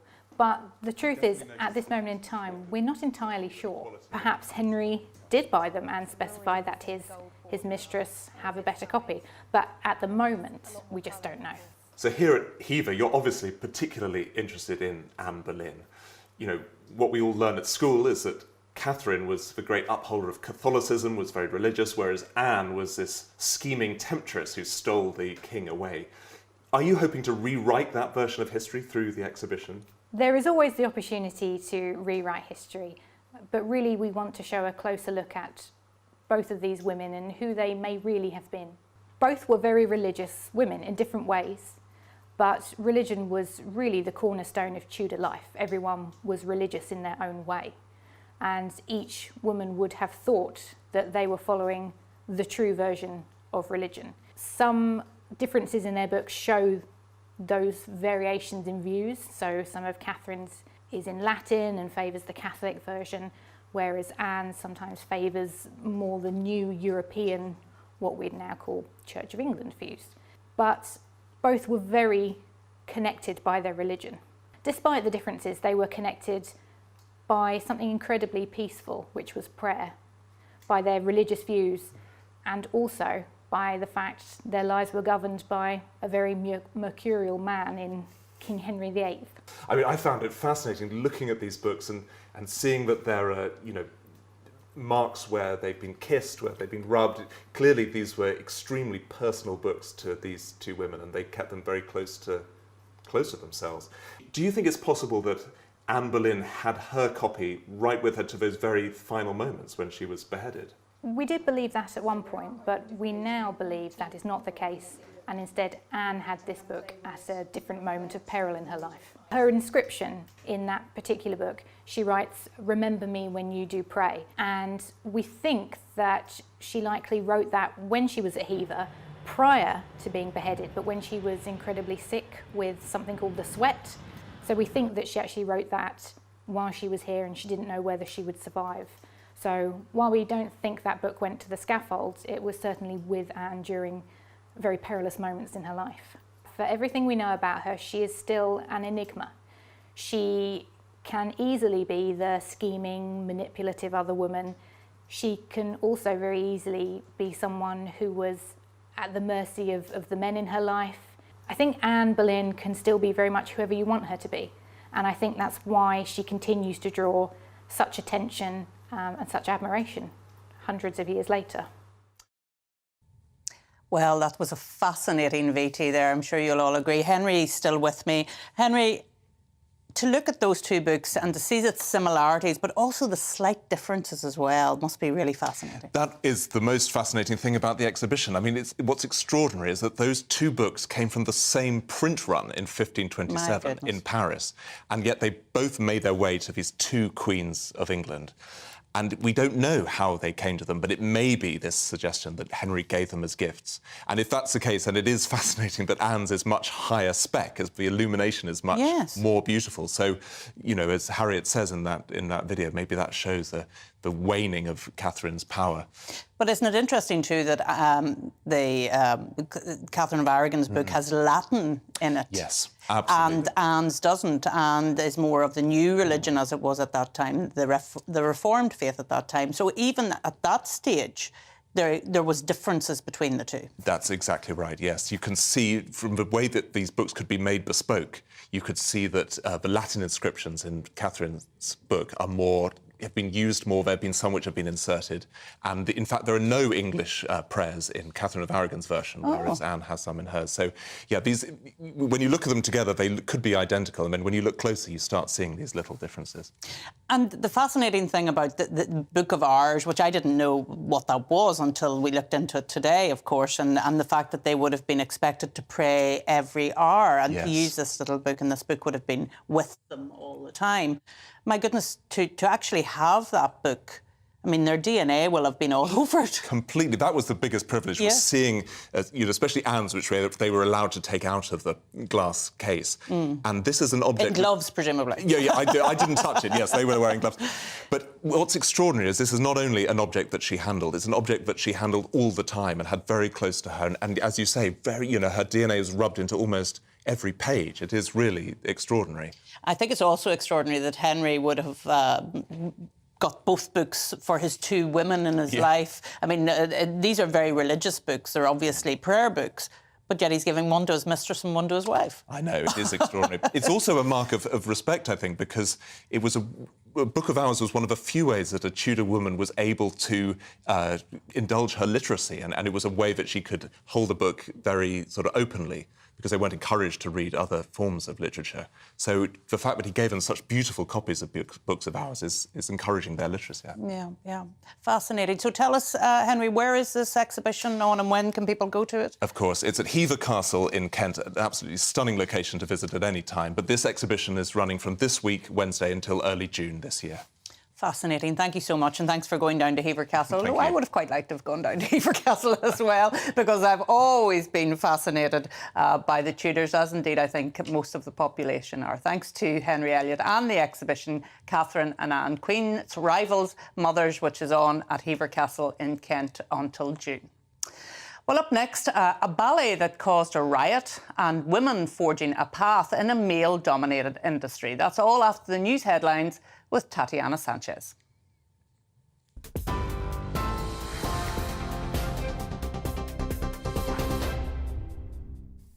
Thank you, Arlene, and good afternoon. It's almost coming up to 12:30. I'm Tatiana Sanchez in the GB newsroom. The former Health Secretary wanted to, quote, frighten the pants off everyone. That's according to leaked messages sent during the COVID pandemic. The latest WhatsApp conversation published in the Sunday Telegraph shows Matt Hancock discussing how to use another strain of the virus to scare the public. Shadow Work and Pension Secretary Jonathan Ashworth told us Mr Hancock's political career is over. I think the key thing is that he is accounts for himself in front of an inquiry. It comes back to this point, doesn't it? Why we need this inquiry to take place quickly. A lot of people lost their lives. There's a lot of people who think that the way in which lockdowns operated has had long-term implications on all kinds of fronts. Everybody wants an inquiry because everybody wants to be able to see the evidence, to be able to debate it properly and calmly, and it's why we need to get on with it. Train passengers are being hit by the largest hike in rail fares for more than a decade, and it comes amid record cancellations and strikes.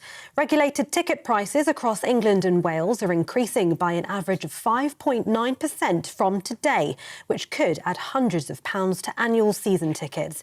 Rail Minister Hugh Merriman says the increase is below inflation, but Labour has called it savage.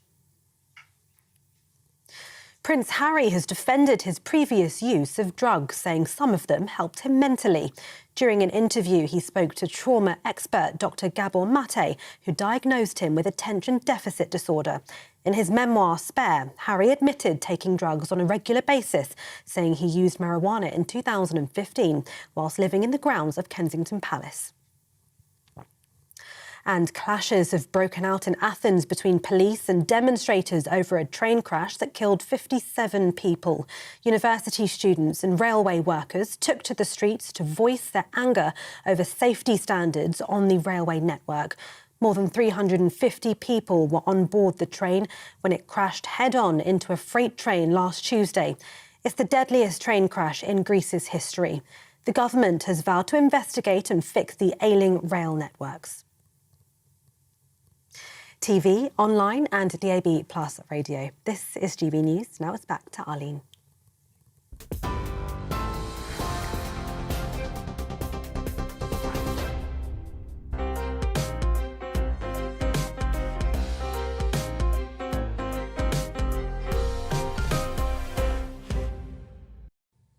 Thanks to Tatiana. Well, ballet choreography is often remembered through word of mouth. Famous dances are passed from student to teacher and retained through repetition. The first performance of Stravinsky's The Rite of Spring caused a riot when it was first performed. Not long after, the ballet was withdrawn and the original choreography, along with the costumes and set design, was thought to have been lost. Michael Portillo went to meet Millicent Hodson and Kenneth Archer, the dance detectives, to hear how they rediscovered the lost rite.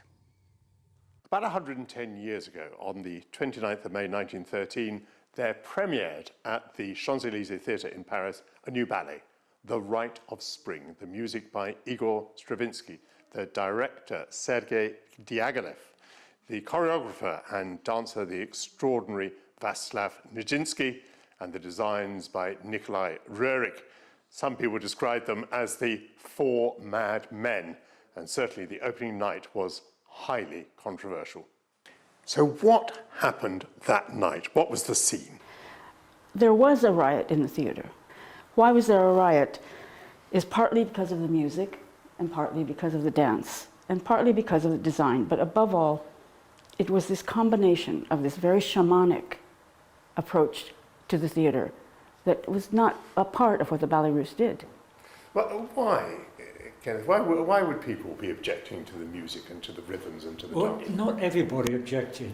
There were two camps. There was one camp of the old guard, they hated it, and then there was the avant-garde, you know, the young Turks who loved it.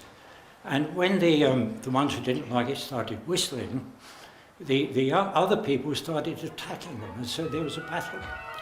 Well, the rules were broken. I mean, all of the beautiful curvilinear style of ballet was not observed in any way. Elbows were stuck to the ribs, feet were turned in, pigeon-toed, hands were clasped like this. Mary Rumbert, who assisted Nijinsky, always said, these were hands before they could hold needles. Yes. These were hands before they could manipulate. So, you know, it looks like Bruce Lee, you know, really, that kind of stuff. Stravinsky got involved in this because he'd had a huge success composing the Firebird.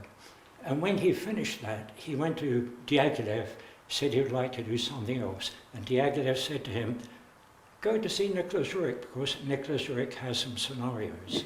Nicholas Rurik had two scenarios. One was for a game of chess, and the other was a ritual ballet of the ancient Slavs. And Stravinsky chose the ritual ballet. Now let's introduce the dancer Nijinsky. So Nijinsky actually was the third choice as choreographer. He just had his first success also, like Stravinsky, but he was sitting in as Diaghilev's lover and his megastar in the company. He was sitting in on all the meetings about this new project between Stravinsky and Rurik and Diaghilev.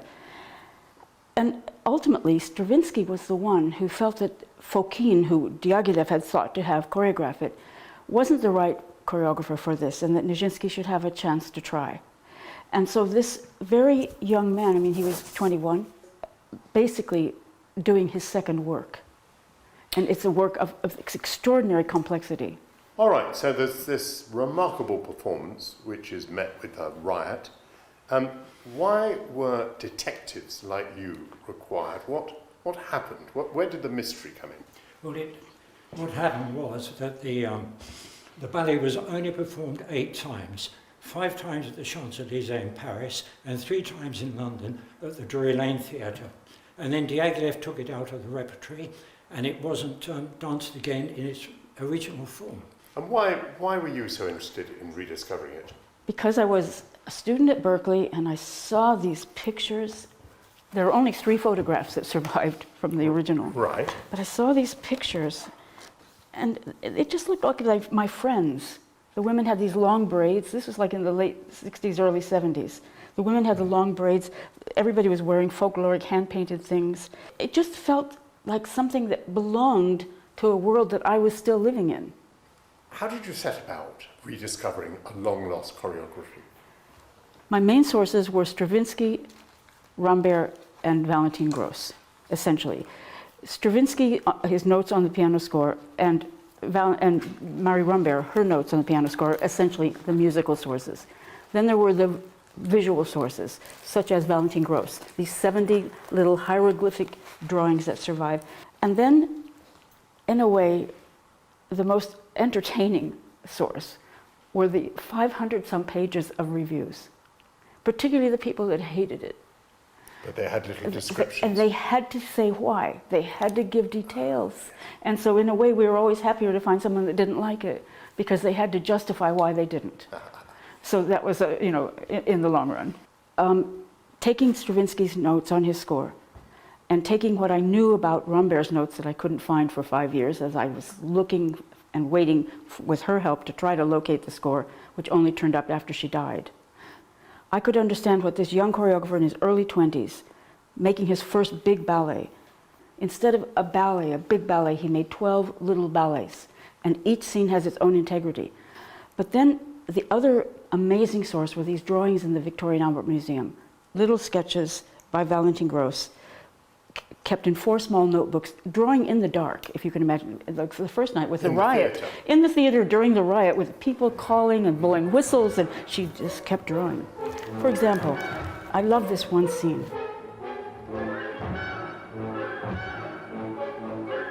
This is called the evocation of the ancestors. It's when, imagine, 12 ballerinas in white dresses fall flat on their faces 6 times. Now, this is not something that normally happens to ballerinas. So why are they doing this? She tells us right here. They are designating the spot. They are not consecrating it or cursing it, but making it, in a way, magic. I look and see in anthropology, in archaeology, can I find some root for this? And it's because of the warm young bodies allow the cold spirits to come through the ground. And that's why they have to fall over and over. In a way, it was more the graphics of it that were so fascinating for us, because we kept finding things in the costumes that I kept finding in the choreography. Ground patterns, circles and squares. I made this chart, finally, after about 12 years. First scene, it's all about circles, then it's about lines. It goes to circles, to lines. It goes from, in archaeology, what is round is from the cosmos, and what is square is man-made, it's architecture. So let's be absolutely clear about this. You two met because of your devotion to this subject. Yes, and after 10 years of working on our own, and then because of the Rurik Museum in New York mentioning Mr. Archer. I worked at the Rurik Museum, they knew me, and when they knew Millicent was coming to England, they said, you must get in touch with Mr. Archer because he will help you. So I wrote him this long letter, I explained everything I was doing really in detail. And I get back this postcard. My dear Miss Hudson, you may phone me on a Thursday evening between 7 and 7:30. And I said, why would I? What, I mean, he's just. Old for a minute. He just sounded so stuffy. He thought I was a crotchety old choreographer. Dance choreographer or something. And then when we met. And then I opened the door on Twisden Road, and there he was. And you married? We did, very shortly after. Pretty soon after that. We did. But So- anyway, we hit the road and we travelled. But in Paris, we met Boris Kochner. Now, Boris Kochner was the secretary of Diaghilev. And I said to him, I'm looking for the decors of the Rite of Spring. And he was so charmed and amused. He said, you never find them. He said, because after they're finished with them, they'll cut them up and scrub the floor with them. Can you imagine? So anyway, I couldn't find the decors, but I could find remnants of Rick's designs in different places. And if I couldn't find the actual designs, I could find photographs of the designs. So we accumulated material. Let's turn to the marvellous moment when you've come together, you put your ideas together, and then you put the ideas on stage. Tell me about that. Well, there were three processes. There was one, looking for the material and gathering it and helping each other, because I'd find something new, I'd tell Millicent, then she'd come running along the corridor, she'd found something new, she'd tell me. We had to synthesize all the material, put it together, and then I was ready to go to the ballet company. Because Robert Joffrey loved history, and his dancers loved history through him. So they wanted, it was like giving a seminar on the floor every day. They wanted to know, what does Rumbert say here? Does Stravinsky agree with that movement?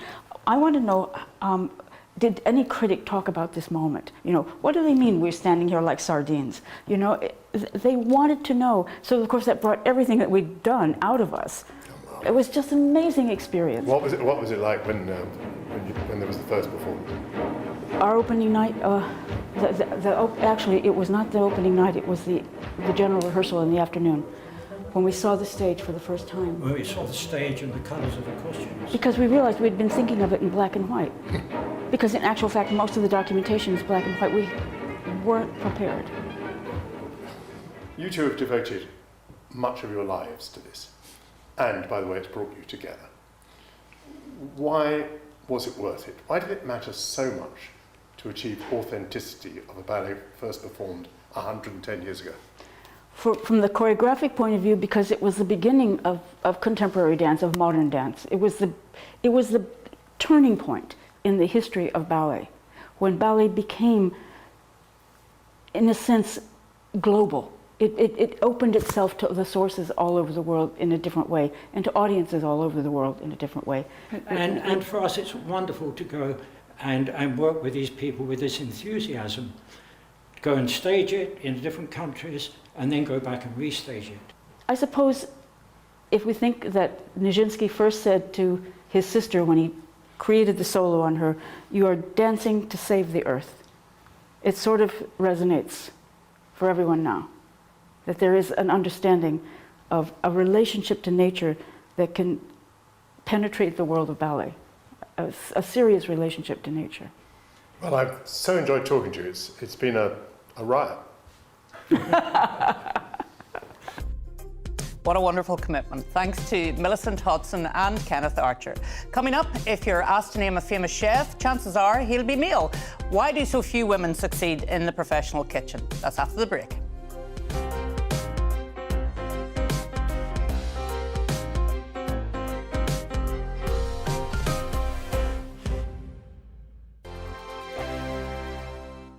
It's all about family, being in people's living rooms, all the interaction and getting to know who our viewers and listeners are. When I was young, my dad used to say, "Nana, stop arguing." I wanted an outlet that would enable me to give my opinion.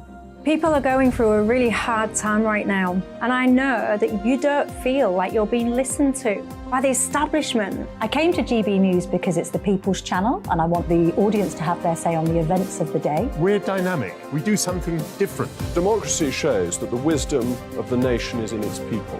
I get to travel to find out what the story is from a personal perspective. The British people aren't fools. We know when we're not being told the full story. We've got to work out how Britain moves forward from this.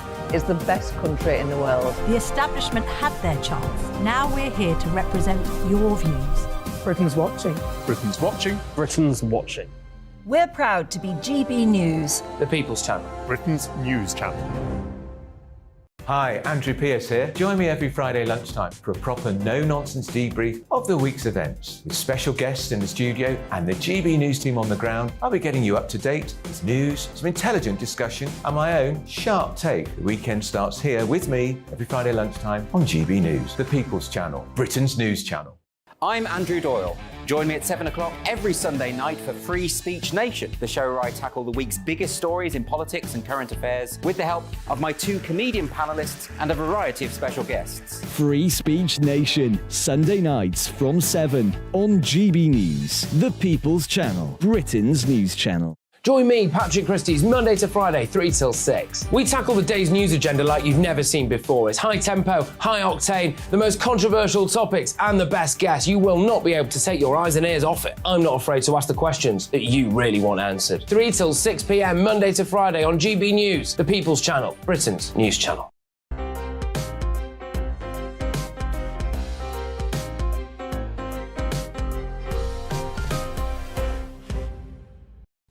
Welcome back to the last part of the show. Well, when asked to name a famous chef, you may immediately think of someone like Jamie Oliver, Rick Stein or Gordon Ramsay, probably depending on what age you are. And it's unlikely you'll name a woman, as it seems the professional kitchen is a male-dominated world. Although 48% of the hospitality workforce are women, less than 20% are chefs. And just of that percent, the world's leading, and just a small percentage of the world's leading restaurants are led by women. So does the kitchen have an image problem? What changes does the industry need to make it more attractive to women? I'm joined by Amanda Nicola-Hirsch, Director of Lifetime Training, which is a chef academy offering hospitality training at all levels, and Bernadette Pryor, who has been a chef for 18 years and is now a chef coach at Lifetime Training. Thank you so much, both of you, for coming in and bringing in a beautiful dish as well for me. Now I am absolutely looking forward to lunch, it has to be said. So Amanda, tell us about why you feel there's not enough women coming forward. So I've been in the industry for 35 years now and in training for the last 20 years. And I think there's still a perception that it's a very male-dominated environment. Sure. And I think, you know, the unsociable... The kitchen itself. Yeah. The industry itself, we've done a lot within the industry to change that perception, but it's still not going far enough to encourage chefs coming in, female chefs coming into the industry, with 17% of them. So we set up, obviously we deliver apprenticeships, predominantly chef apprenticeships and hospitality apprenticeships. But as part of our chef academy, we encourage and recruit female chefs into that as well, into the employers that we work with. And what we are seeing is about 35% of our learners are actually female chefs. Good. So we're actually, you know, starting to change that perception. I think the challenge is as well with the unsociable hours and also, you know, even the media coverage you referenced in your opening there is still a big barrier to females coming into the kitchen environment. Well, Bernadette, you obviously decided, despite all of that, to come forward and be a chef yourself. Tell us about your experience of being in the kitchen. I mean, I've absolutely loved being a chef. Obviously, 18 years in, it really tells its own story, doesn't it? I think I first started in the industry when I was 15. I was very unsure with what I wanted to do, and I've been cooking ever since I was really young, from sitting on my nan's kitchen side and making apple pies and things like that. So it just came so naturally to me, and it's something that I've really enjoyed. And then going forward and taking it so then I can support other female chefs as well has been really such a massive part of my job. Do you know what? It's sort of counterintuitive, isn't it? Because you've mentioned cooking at home with your grandmother there, and a lot of us have done that as females. I mean, very few males would have been involved in that. Maybe more so now than in my day when I was growing up. Certainly boys weren't really in the kitchen. But yet boys came forward and were the chefs. Explain that to me, Amanda. Yeah, I think if you look at food technology in schools now, you'll see predominantly it's 90% female still in that environment. And what's happening is there's a big disconnect from leaving school and then going into the industry. So we've been working a lot through education through school. We're part of the National Careers Service and working to educate that actually. And I think it's a perception about a career of choice. hospitality in general, but chefing in particular. And I think also because of the pressures and the resilience sometimes, and even the physical and mental strength needed to work in a kitchen, I think it discourages females for taking it up as a career. Because it is tough. Let's be honest about Absolutely. that, Bernadette. It's a tough career, isn't it? It is very tough, yeah. And, I mean, it's the long hours, unsociable hours. It's the environment, which can get hot, not just in terms of temperature, but in terms of getting stuff out. Yep. I mean, but you decided to do it anyway. Yeah, I mean, it's also the physical side of things as well. You've got a lot of lifting, a lot of carrying, a lot of moving as well, so which some female chefs do find that difficult. With myself, I'm quite strong, so I'm quite lucky. So that didn't have too much of an effect with me. But I think definitely with the unsociable hours, especially for mums, it can become quite difficult. I'm finding a lot of my female chefs are actually in schools because they get the 6 weeks holiday. They can then have their time with their children. You know, they finish sort of around 3 o'clock. Yes. They can then be home to look after the children and cook the meals. Yeah. So that's where I'm finding it most. Yeah. And, I mean, we're talking about more apprentices coming forward, which is really good to hear. But would you find that most kitchens are still male-dominated? Absolutely. Yeah. And it's how we change that over a period of time, isn't it? And that's through academies like your own that we hope we can do that. Yeah, I think through that, and also through the media and through lobbying with the industry itself and changing, you know, we mentioned unsociable hours about making more better shifts, better working patterns, and also encouraging. One of the things we're seeing with the Lifetime Chef Academy is female chefs coming through, but also older female chefs coming through to reskill. Okay. So actually what they're recognising, they're recognising that skill, that they can accommodate it after they've had children, or they're reskilling from a different trade. And we have to talk about the food in front of you, Bernadette, because there's not much point in bringing in a beautiful plate and not describing what it is. What have we got here? So this is a Ballantiner chicken. So this has been stuffed with a pine nut and spinach mousse. It's been wrapped in the prosciutto ham. We've got some ribbons of courgette here and carrots. Then we've got our potatoes here, which is our fondant potatoes, and we've got our turned potatoes. We've got a nice creme fraiche and white wine sauce there, and then we've got a beetroot ketchup. I don't know whether people can see that in the camera. I don't know whether the camera can pick... Oh, I'm moving the camera away there, but there we are. There we have... there you go. You can see the stuffing there. And what sort of a chef would prepare that? I mean, how many years' experience would they need to be able to do that? I don't think they need years and years of experience, because this is all done at our chefs' academies. So this is why it's so fundamental and so important that we are doing these chefs' academies for these learners, because it gives them so much knowledge and so much confidence. The feedback that I get from them is they're quite nervous to go to their first chefs' academy, but it's not what they expected at all. They're saying it's such a calm environment, and then when they leave there, they have the confidence to be able to take this dish back to their restaurant and then move that along the chain to then show somebody else and teach somebody else. And we've seen MasterChef and a lot of these programmes now encouraging more females to come forward and to be a part of those programmes. I've certainly noticed that actually over the past little while. Yeah. That's good news, isn't it? I think it definitely is, yeah. 100%. Yeah. It's very good news, the fact that we're trying to get more females into the industry. And I think Alistair's going to come and join me now. He's look at him, he's coming. Here he is. Alistair, I thought food would entice you into the studio. Well, very easily done with such a brilliant array of guests and fine victuals there exactly. as well. So what's coming up on your show? Do you know it's only 2 weeks to the budget? You will know that, of course. I will know because you're a member of the House of Peers. And we just thought we might scratch our little heads, because given that government is now conducted by WhatsApp and senior members of the government doing policy on the basis of what scares people's pants off, it just seems all a bit odd. The budget really matters if you're looking for growth, looking for employment. And one of the key bits that I think will be there is what they're talking about, a bridge back to work. There are, I think it's about 5 million people who are economically inactive, and there are about 250,000 vacancies in the economy. So there'll be that. We've asked people what they would like to see done. We've got Karen Bilimoria, the Vice President of the CBI, Anthony Selden, the modern historian and political biographer. One of my favourite small business people, a hairdresser. She's going to be saying what she is worried about and what she really wants. Plus the spokesperson for the small and medium-sized businesses in the West Country. And there's a part of the United Kingdom that's utterly brilliant at reinventing itself, from china clay to tin to goodness knows what else. It's always wonderful about GB News bringing in the regionalisation, and that's the important thing, Alistair. Thank you so much. But before we go, if you were watching last week, you may have seen Michael enjoying a kebab from one of the finalists at the British Kebab Awards. Congratulations go to our studio guests, Kadir Akan and Amir Akdenzdes, who won an award for their restaurant Demshish. A great achievement, and I'm sure there you are, guests. When you come on this show, you obviously may win an award. Thanks to all my guests. Michael Portillo will be back next week. Thanks for watching. Goodbye. Hello there, I'm Greg Dewhurst and welcome to your latest broadcast from the Met Office. We do have some much colder air on the way over the next 24 hours or so.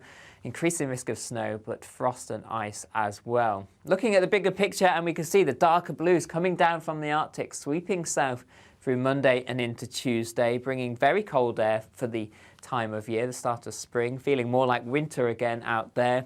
This evening, though, there will be some clear spells, particularly across eastern parts of England. 1 or 2 mist and fog patches forming during the early hours. Elsewhere, quite cloudy, the risk of some showers. Showers turning increasingly